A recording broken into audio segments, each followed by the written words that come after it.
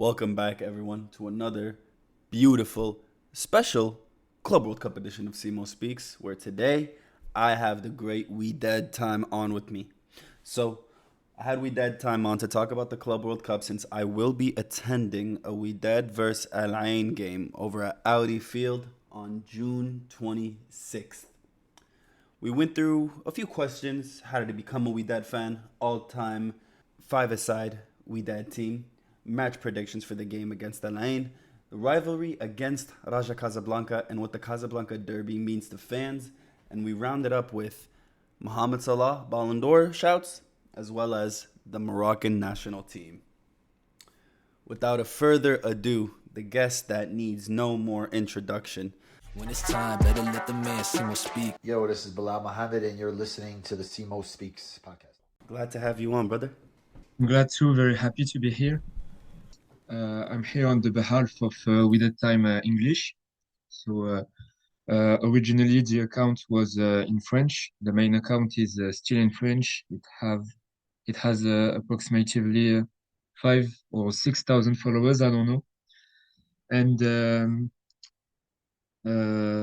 on September 2024, we launched this new page for English speakers to try to promote Wydad globally for the English-speaking diaspora in the United States, in Canada, in the United Kingdom too, but also to try and reach lovers of the game, of maybe Moroccan football or African football, or just people who like and love maybe Wydad outside of the Moroccan diaspora.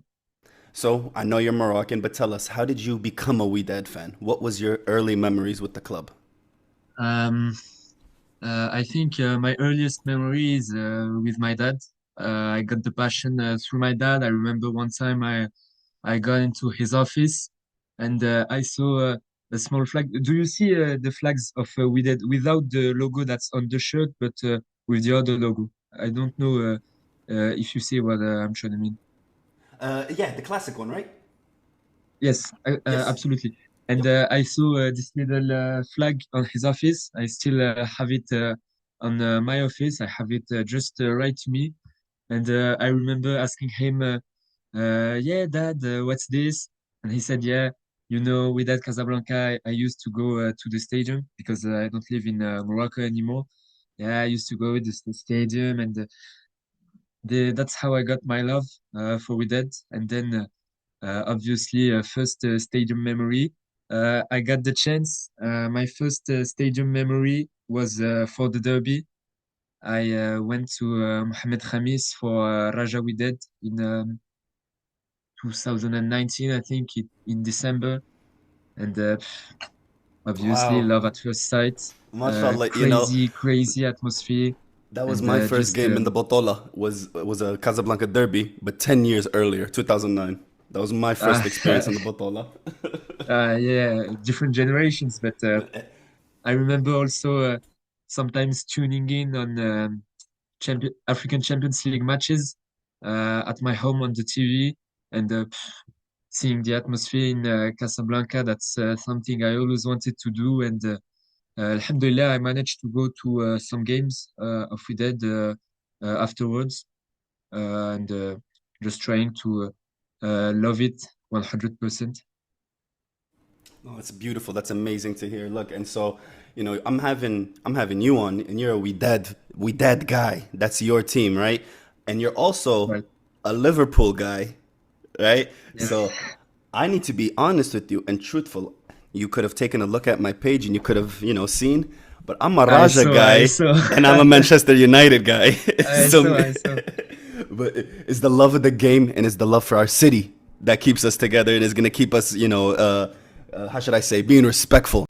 Let me ask you, before I ask you your all-time starting Wydad 11, what did you think about the game yesterday against City? Wallahi, I thought they played okay in my eyes, They played okay too for me. They played very well. That's one of the best matches from Wydad I watched. Obviously, the first minute goal, I thought this was gonna be a disaster. 10-0, just like Auckland City. But that's how could I say? Don't know how we say in English. That was my thought at the time, like heated thought. I don't know if we say it in English. And afterwards, I saw that the team continued to play with envy, with aggression, a lot of technical abilities from the player. I was really amazed that we managed to beat Guardiola's pressing multiple times. We created ourselves big chances too. That's a shame we didn't convert them, but I think now we all look onwards to the next match against Juventus. Yeah, yeah, and I think you guys will absolutely put a better performance up than Al Ain's embarrassing display last night. I hope to.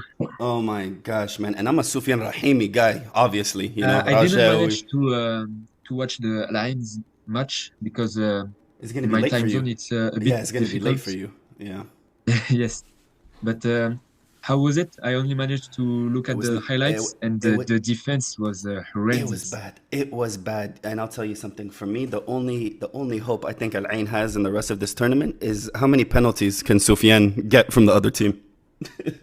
Yes, he's good at this at forming penalties, coming in behind, and Exactly, exactly. I think that's the only hope they have because they look disjointed. They don't look like they have a clear pattern of play. And I don't know. I thought that because Juventus was in the news for, the stuff with Trump and they were busy, I thought maybe yes, mentally they wouldn't be sharp, but they took them apart, man. 5-0. yes, and I mean I only looked at the highlights, but they looked really fresh on their offenses.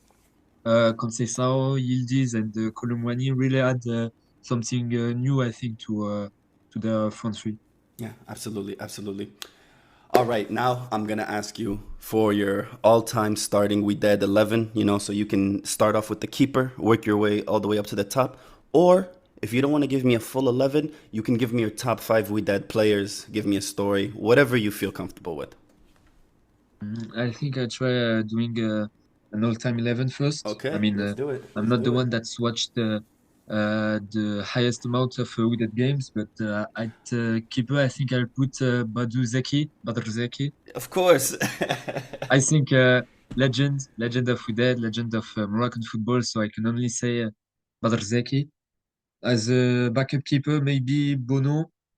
Or I mean, if we look only at level wise, but I think also Tegnauti has a special place in my heart because obviously I grew up watching Tegnauti's with it, and even if he isn't maybe the best of the Moroccan keepers, I think I quite like him. Uh, on the defense, we have great names. We have obviously Nourdin Naibet, which came from Wydad.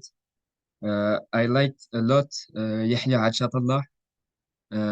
When he went to Al Ahly, I was devastated, man, because that's one player that in the first hand I really like him. I really like how he plays, how he had technique and real abilities to the play. But also, I think he deserved a move to Europe. Um, the And club correct denied me, him. correct me if I'm wrong. He has two Juge Botolet and one Champions League. What we did? Uh, I don't know. I think maybe have more. I'll Okay, yeah, check. but he definitely has honors, right? He won. He's won with the team. Right. And he was a key piece in Yeah, Wydad in the five last years. And the fact that the club denied him a move to League One side Montpellier in yeah. 2023, I don't know if you remember. Yep, yep. I think that's a shame. And personally, I would rather him go to Europe and try to compete with top clubs than go to Al Ahly. Then I think I'll do a five-a-side. I'm doing a five-a-side right now. So I think Baduzeki in Yeah. keeper. Okay. I said Neybet as the defender. Atiatallah as a player that goes left, right, because he's very, he can do it all for me. In the midfield, I have to put Yahya Jabran, obviously for me, one of the greatest midfielders that have played in Botola. our Busquets, finally, our Busquets. I Uh, like that. I like that one. um, what more could I say? I think I'll pay tribute too to Belkhoja, a player who died of heart attack during the derby in 2001. Yep, yep. Um, Allah yarhamu. I might want to pay tribute to him because it's uh, people that we don't really often speak about, and they are part of Wydad too. Absolutely, absolutely. And up front, uh, the most logical choice would be Raji, the club's best goal scorer. But I think in the recent year it has to be El Kaabi, if you speak level-wise, because I well, mean, Kabi is. I think Kabi has proven on a global stage that he can do it year after year.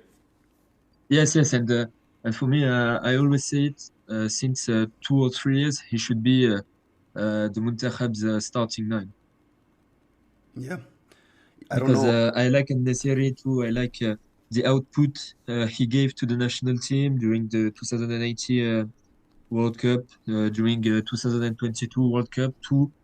But I think this I last think AFCON, the biggest issue is not enough service for him. I don't think he played particularly poor. It was just lack of service. I think this is this too because he could be a great finisher. He have sometimes he lacks it, but he have composure. He have one of the best head play in the entire world, I think too. But we just can't play revolving around him. That's not possible, particularly when you have new players such as Elias Ben Seghir or Diaz. You just can't build your entire attack around Youssef Nesiri Yeah. in big 2025. So you mentioned Ilyas bin Sghair. Man, what do you think? I think he's a baller, right? But what do you think about Bilal Al Khannous? Bilal Khanous, I hope he will manage to find a good transfer this summer because obviously Leicester have been relegated, but he showed great things throughout the season. Why not Liverpool? I mean, the midfield is a bit stacked around the Mersey right now, but I think the most important thing for him right now is to find a good transfer for next season. Man, I listen. I don't mean to derail us more, but you know it's a football podcast. We're gonna talk about football. Wallahi, brother, Allah يطلع لي الدم at you guys in Florian words. That is the worst thing that could happen to me. That is my worst transfer. I'm so mad, bro. That guy is a baller. That guy is a player. Real? I Oh, didn't watch him a lot. I mean, in Leverkusen, I only rely right now on what the people said, but I don't like this. So I'm waiting for the next season to watch to him with your own eyes and make a yes, decision. yes. But Yeah. he's that good. No, wallahi, I think he's that good. I think Wirtz is that good. Next season for Liverpool is looking promising because I think you saw too that we are on the verge of doing something maybe with Alexander Isak. That would be Talks dope. are on the way, but I don't know. I mean, I don't know. This summer, the Kirkes? FSG, the American owners, Yeah. decided to spend a lot, but I don't know. You have the what's it called? You got what's his name? The director, the transfer director. You got him back because he left under Klopp. Now you have him back. I forgot his name. Hughes, Yeah. So you have Hughes or Edwards. They are the two that manages. Edwards. Edwards is who I'm thinking of. You have Edwards back. As I says, he's done wonder in the start of the club era, but I don't know. It's not in Liverpool's DNA to splash money. I mean, I wouldn't say we are really splashing money. It's Wirtz, it's Isaac. They've proven that maybe they deserve such types of moves. But I mean, it's just I don't know. I'm not used to splashing money like Yeah, this. it's different. Yeah, But no, and usually Liverpool, you go out and you get a gem, a hidden gem somewhere, spend like 35, 45 million, and then you just grab yes, that player from a different league. the Frimpong transfer, for example, is 100% the Liverpool type of transfer. Yeah, yeah. Release clause, 35 millions, and in the bag.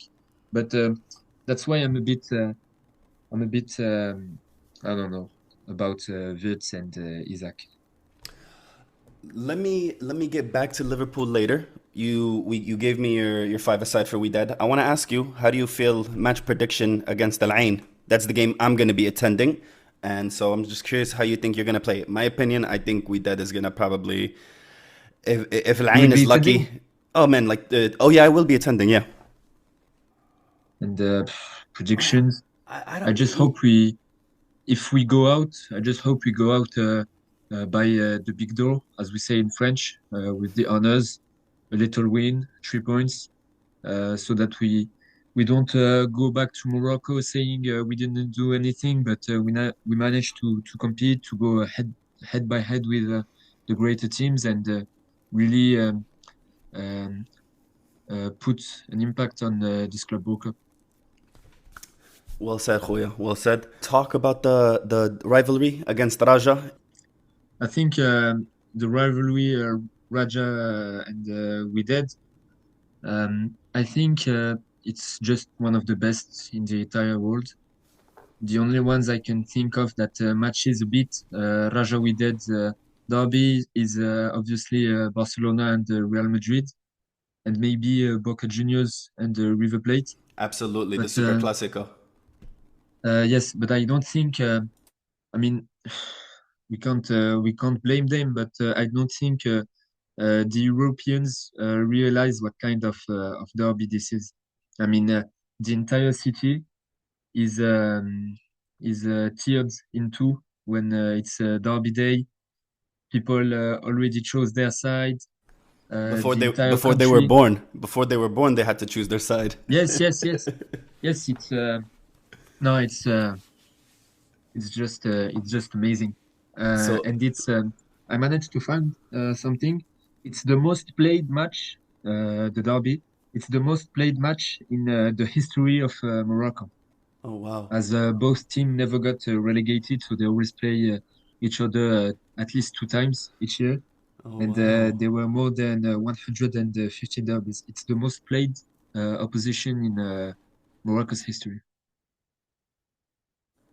That's a great fact, man. Have ancient enemies, ancient beef. These guys always go at it. Yes, yes. It's also sometimes people like to talk about social rivalries because people associate Wydad with higher social classes and Raja as the people's club. But I think today it's more than that. It's really a cult, the derby. Yeah, yeah, absolutely. Man, I'm telling you, you know why I respect Paul Pogba so much out of the whole modern Manchester United players? Anytime it was a Liverpool game, Paul Pogba go, you know what, man, صدعش راسي. I'm gonna go get a red card and just go home early. Uh, I think United lacks a Pogba style player today. One of the greatest, most fun for me to watch, honestly. Like, Yes, and I think about personality too, because in hard times you need that type of leaders to step up. I mean, obviously you have Bruno Fernandes, but I but think if we compare the leader of Bruno on the pitch to somebody who has like Virgil, it's night and day. yes, yes, and also the fact that Liverpool doesn't have just Virgil van Dijk. There is two It's the three captains, Alisson, right? Salah, Robertson, two. Do you what? Okay, Um, let me talk. Let me ask you about Robertson. What do you think is going on there? Are you guys gonna give him some type of like just stay on the bench 1 more, 2 more years, or that's it? See you later. I mean, that could be an option. I don't think this will shatter his ego. He thinks um, about the club first. And I mean, if we keep Robertson, there are two things. One, what will we do with Tsimikas? Because I I mean, think that's the one you Tsimikas have to move. doesn't. I don't think Simicast is good enough for Liverpool. That's just my Uh, opinion. yes, I just saw something he said recently. He said that he rather play 20 match per season at Liverpool than play 14, 15 matches in another club. Meaning that, yes, I'm not unhappy with the situation of being the backup left back, but I don't know. I just don't know why we would keep three left backs with the arrival of Kirkes. And I think too that if you keep Robertson, he could make a really good mentorship with Kirkes to try and integrate him to the team's play styles and the collective. And how are you feeling about the Mohamed Salah? Obviously, contract negotiations, they went good. You still have him for 2 more years. How you feeling about that? I'm happy. I was just waiting for this all season long, and one hell of a season he made. For me, he should still be in Ballon d'Or talks. So, on my show, I was giving him the Ballon d'Or up until maybe 2 months ago. I started saying if Ousmane Dembele wins PSG the Champions League, the French voters they're gonna care about that. But now that we've kind of been removed, we're a few weeks away now from the Champions League final, right? We're 2 weeks away. Season is done. You kind of look at it all. I'm going back and I'm giving mine to Mohamed Salah. But So, what I can say is that Dembele isn't the number one choice for all French people because okay. there isn't like a national support for Dembele. There is lots of people who would say, yes, we need to support. I mean, this is a debate right now in France between people who say, yes, we should all push Dembele, other try to push for their respective clubs. But Dembele isn't the number one option for everyone Okay, so there is no major consensus. Okay, okay. here. Yes, a relative consensus, but not Yeah, 100%. overwhelming. Kind of maybe like Yes. last year. Last year everybody was saying Vinny, right? Rodri, Bellingham. Nobody really had one specific name. Uh, yes, I think it's even a I think more it's even more now. I think it's even more harder yes, to put your finger yes, on because who's gonna be. obviously people. I'm not really okay with saying Lamine Lamine Yamal. Yamal should be the Ballon d'Or, but I mean there are many in France that likes to say Yeah. that he deserves the Ballon d'Or because I mean he's a gem, obviously. Uh, he's he brings joy when you watch him play, but that's simply not Ballon d'Or season. Yeah, no, for me, I'm gonna go with Mohamed Salah because my name obviously is Simo. My name is Mohamed, and I'm gonna go full corruption. I want a guy named Mohamed to win something big. Yes, it would be only the second African to win it. I mean, Come I on. don't know why all the Africans don't push him. I would like for him to win it because it would be nice. If I was a kid, like let's say 15 years ago, right? I'm 12 years old. Do you think me seeing Mohamed Salah win a Ballon d'Or is not gonna change my whole personality? I'm gonna become a Liverpool fan. That's true. That's true. And also, it will bring hope for all Africans, all Arabs, all type of people that comes from minorities. I mean, minorities not ethnically wise, but football wise. I think there is no major Arab or African figure. I mean, unless you speak about George Weah or I mean, DJ I'm, Drogba type of yeah, things. Samuel Eto'o, Yaya Toure, but back in the day, Yes, 2025, man, that's yes. where we are. It's Yes, hard. and they are only seen as extremely good for the Africans. It's not a global consensus, while the Ballon d'Or, everyone agrees on it. Uh, well said, Khoya. Well said. So, your predictions for next year's AFCON? So, inshallah, bidnillah, I'm going to be going to AFCON at the end of this year. I'm hoping to Wow. attend some of the games. I still don't know what part of the tournament I want to go. If I want to go in the group stages or if I want to try and maybe get a finals ticket. I have to work out the logistics for that. Inshallah, bidnillah, man. I think, I can't make any type of prediction because last time going into it, I said, okay, last time in Abidjan going into it, I said we had a good World Cup run. We're gonna build off that momentum. You never know. It wasn't that great. We didn't perform You the way were a we bit should have. unlucky too. Yeah, I agree. I agree. I think they're gonna look at it differently. I think mentally. I think even the way he's picking teams. Last time around, I felt a lot of our tactics sometimes would just fall down to Hakim Ziyech and inshallah. Let's let Ziyech Yes. figure it out. And I don't like that. And I feel like he's definitely moved away from that. Hmm. Obviously, you have to move away from that when the player is not being selected, when the player doesn't want to come up, when he's not there, etc., etc. So I'm more optimistic that he's going to be less rigid. He's going to be more flexible next time around. I have Yes, optimism and I about think that. that I think the fact that we play the AFCON at home plays a really, really, really huge part Agree, because agree. going to the stadium and seeing everyone cheering for you, seeing just that the entire country is behind you, I think this will play a huge part because in Ivory Coast we could feel almost a bit of a disconnection between the Muntakhab or the Maghreb, Yep, while in Qatar, it was different. obviously Qatar, a Muslim country too, a lot of Moroccan managed to go there. I think the public and the country will play a huge part for this AFCON, inshallah. Inshallah, bidnillah, man. The player I'm the most excited to see develop is Ilyas bin Saghir. I think that little guy is crazy with his feet. I think he can do so much. I'm happy for Ashraf Hakimi. You know, if we're going to be shouting out Moroccan players, I'm very happy for Hakimi. Obviously, you know, your star boy right back from your club just went to Madrid. I used to have arguments day and night about which right back was better, but it's nice now that Trent has left Liverpool. I can finally begin to compliment him. I won't speak on him. صراحة. You know, like it's one of those things where if Honestly, he pissed me off so much in yeah, the recent weeks that bro, I just can't get with it. when he pulled out his perfect Spanish.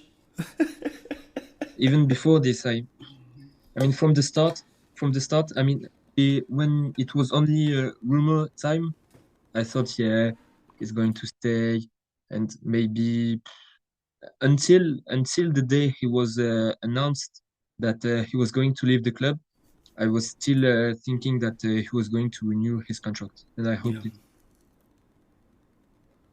because leaving your club at 26 when you're in your prime, I mean, about age, and going on a free and You go, going with obviously a lot of talks behind this season and even the past season, and the cherry on the top, going to Madrid and then saying, yeah, I liked when Madrid won two UCLs on our face, and yeah, that one was bad. That was I bad. That was respect this bad. club a lot. I just, I mean, I could say yes, you need to have a bit of media training and know how to say good things in the right time, but this wouldn't change the core ideas in his mind, and that's why I'm deceived a bit. And now his legacy is over. He could have become a club legend, second to none by Steven Gerrard, but Yeah, today it's just over. He's going to finish like, I mean, Michael Owen won a Ballon d'Or with Liverpool. and I nobody don't know likes him. if we realize, and no Nobody one likes speaks him. about him. Michael Owen is one of the most miskin players ever. Manchester United players don't care about him, and Liverpool players don't like him. And Real Madrid players, fans Forgot him. don't even know about him. Exactly. I mean, I think Joel Matip today is a bigger club legend than Michael Owen because nobody wants to I accept his think legacy. Well, Divock he won Origi, Ballon d'Or. Wijnaldum. Even Lovren if you want. But I mean, just everyone has forgotten about Michael Owen, and I think it's going to be the same for Trent Alexander-Arnold.